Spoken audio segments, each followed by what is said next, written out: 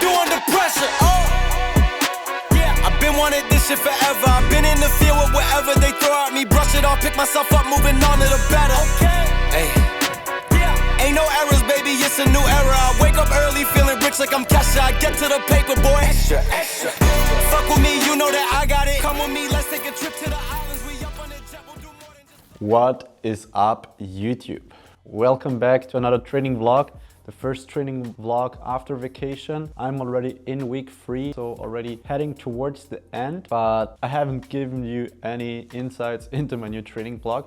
So here we are with the first training, and I'm gonna tell you a little bit about the system that I'm currently following, since I've been running my old system for quite some time, to be honest, about 2 years actually, and I haven't changed much. I kept frequency, or the split frequency, volume, and overall our average intensity kinda the same from block to block. Didn't change too much except some exercises here and there. I was even running the same rep scheme for 2 to 3 blocks over and over again for at least 2 years, and I just decided it's time to switch things a little bit up.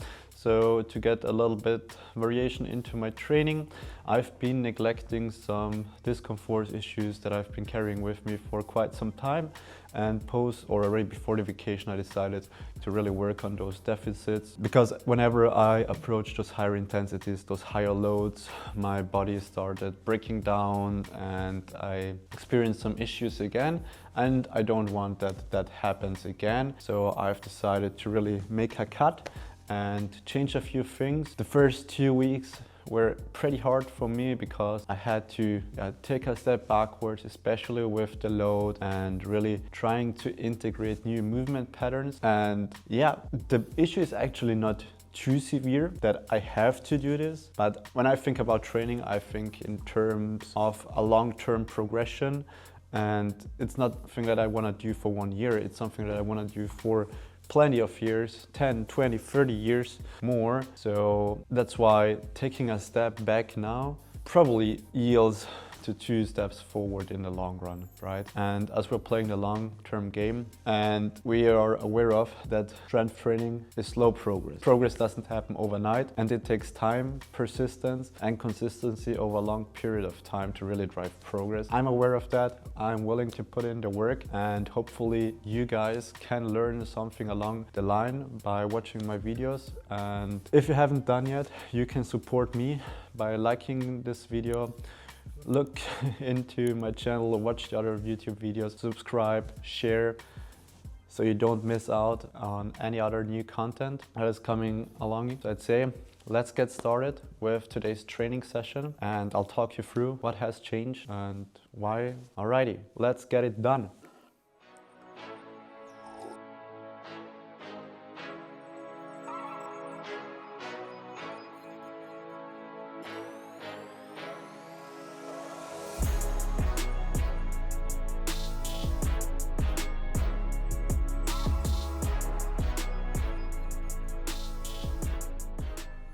As I mentioned before, right now I'm following a new training structure, and this new training structure is based on the net stimulus model.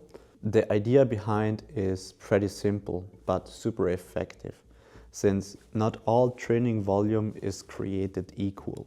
The training model is basically all about not doing too much training volume and only consider the training volume that actually drives progress. So the system is not about doing more work. It's about doing enough to create growth, but not too much to create unnecessary fatigue that actually doesn't drive progress.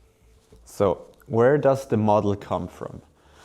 The model comes from Chris Beardsley and is based on a bunch of studies on trained lifters. That's the big difference, because usually studies are done on the untrained population, so the outcome might differ a little bit. Obviously, also the outcome of these studies is going to differ, since they were done on a fixed time frame, and when we're talking about training, we're always talking about long periods of time and not just 8 or 12 weeks, which is the time usually a study takes about, right? So first warm up.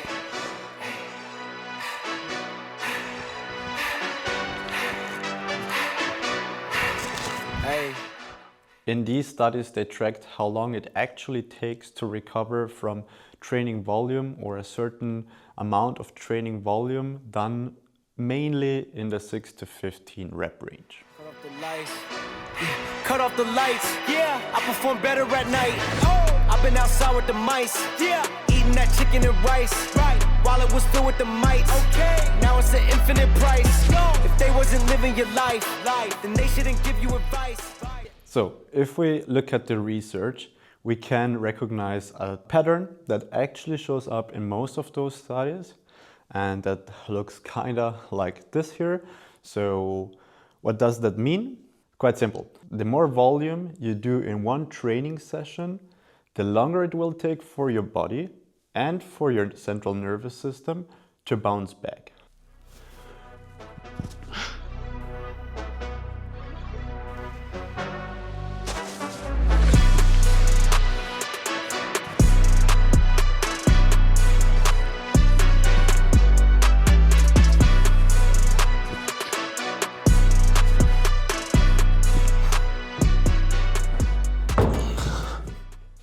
So how does that change how I train?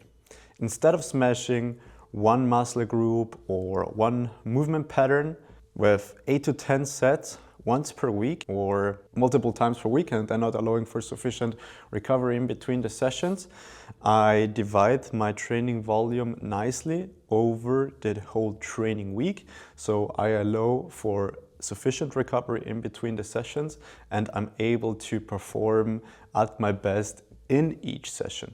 Because during a training session, and the higher our training volume is, the more likely we have a drop off towards the end of the training session.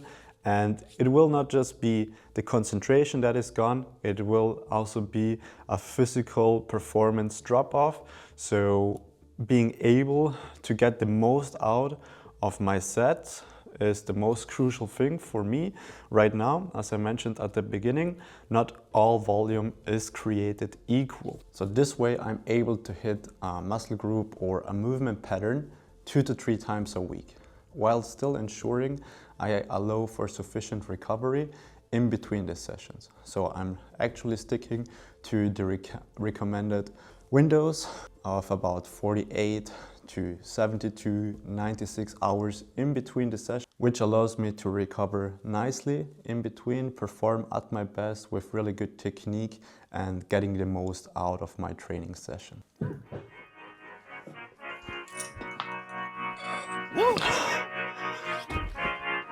Look, I just been keeping my poise. Made by the million, but still unemployed. They text me about green, but not on Android. She not my shawty, she filling the void. I make the sounds that cut through the noise. He think he a man, but he chillin' with boys. Put down the liquor, start drinking LaCroix. The pain wasn't choice, but now I rejoice. My uncle had told me that I was the one. I played that shit smart, now my bragging and dumb. Lil' shawty had hit me, said she wanna come. Her dresses is black, but she not a nun. I'm so Pasadena, cause that's where I'm from. Some bangers, some hoes. Them with guns, they scheming for riches, they playing it numb. I'm second, I wins cause I'm second to none.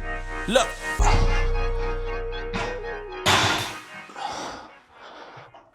Why not just do high volume once per week?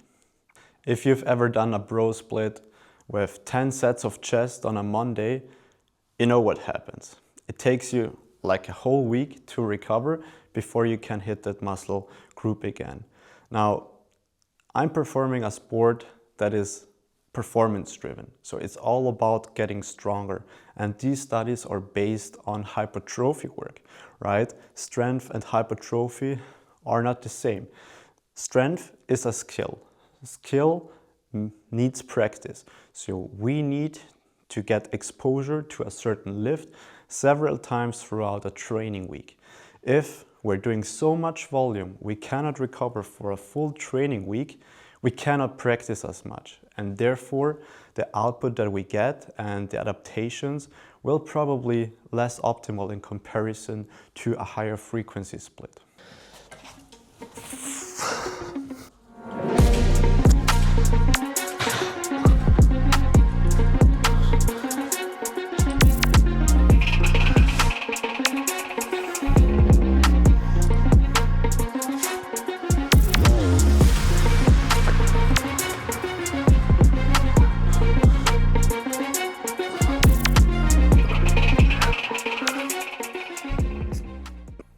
what do I actually track? I'm not just counting sets, I'm actually counting effective sets. What does that mean?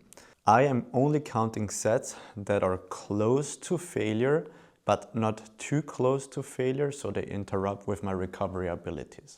I also keep an eye on overlap, so basically cross volume. When we're looking at dips are not just pecs and triceps, they also involve a lot of other muscles which need to be contributed into the total volume exposure throughout the training week. So cross volume throughout the training sessions, but also throughout the training week.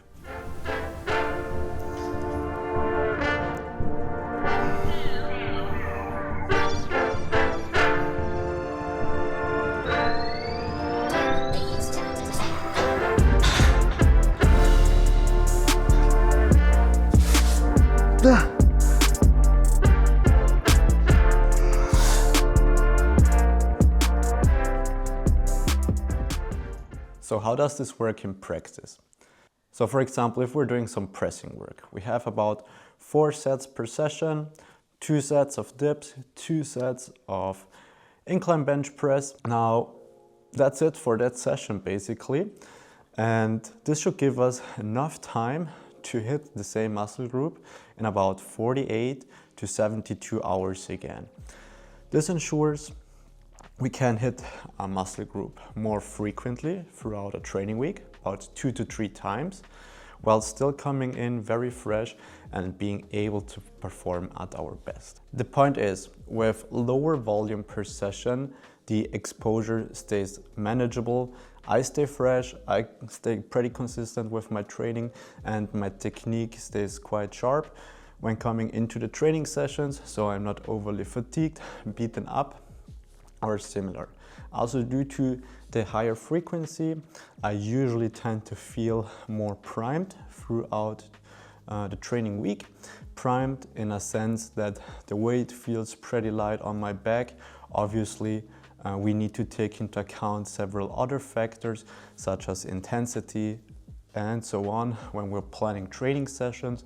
So that's why I'm using primary, secondary and tertiary days, with each day having a little bit more emphasis on a certain quality. So for example, in my comp sessions or primary sessions, I'm really focusing on the competition movement pattern or a similar variation that closely mimics the movement pattern.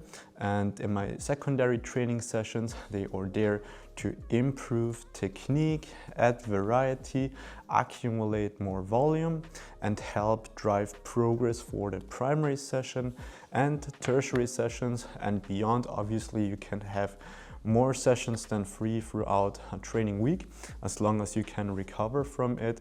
But tertiary sessions are, in my case, always low volume, low load to help get through the movement pattern. So when we're approaching the next heavy training session, the weight feels a bit lighter on our back and we're just feeling strong under the bar or in the dip, whatever or which movement we're trying to execute.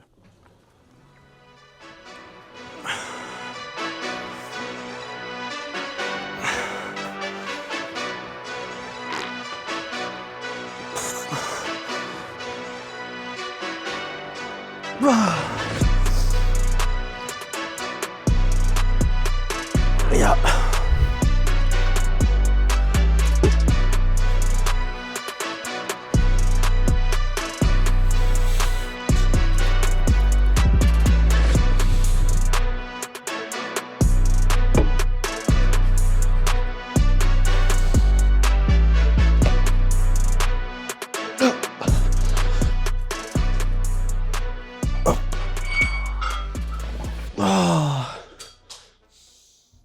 My training approach isn't about doing less. It's about doing just enough with better quality, with a higher frequency and less fatigue. If you're serious about long-term progress and you're a seasoned lifter, then this approach just makes more sense for you. It's not fancy, but it's efficient, smart and repeatable, and that is what actually drives progress. If you can be consistent with a program or anything over a long period of time, then progress is guaranteed.